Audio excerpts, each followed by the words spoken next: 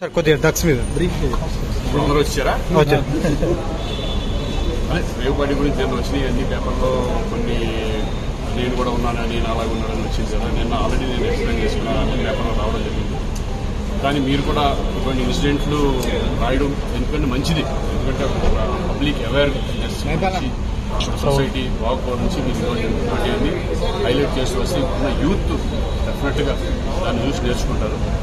So ఒకటే ఏంటంటే నేను మీ ద్వారా నేను అనేది ఏంటంటే ఫేక్ న్యూస్ మాత్రం ఒక పర్సన్ మీద రాయొద్దని నేను రిక్వెస్ట్ చేస్తున్నాను.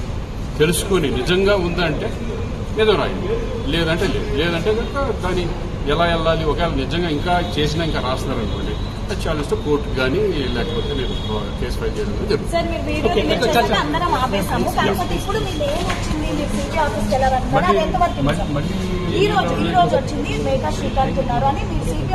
చూద్దాం, ఒకవేళ నిజంగా ఎవరన్నా రాస్తే నేను డైరెక్ట్ కోర్టుకి వెళ్తాను, కోర్టులో తెచ్చుకుంటాను, నేను ఫైల్ చేస్తాను. ఎందుకంటే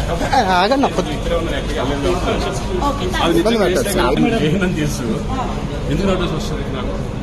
ఒకవేళ అటువంటిది వాళ్ళు కనుక ఫేక్ కనుక చేయగలిగితే నేను పోలీస్ స్టేషన్ కూడా కంప్లైంట్ ఇవ్వడానికి రెడీ.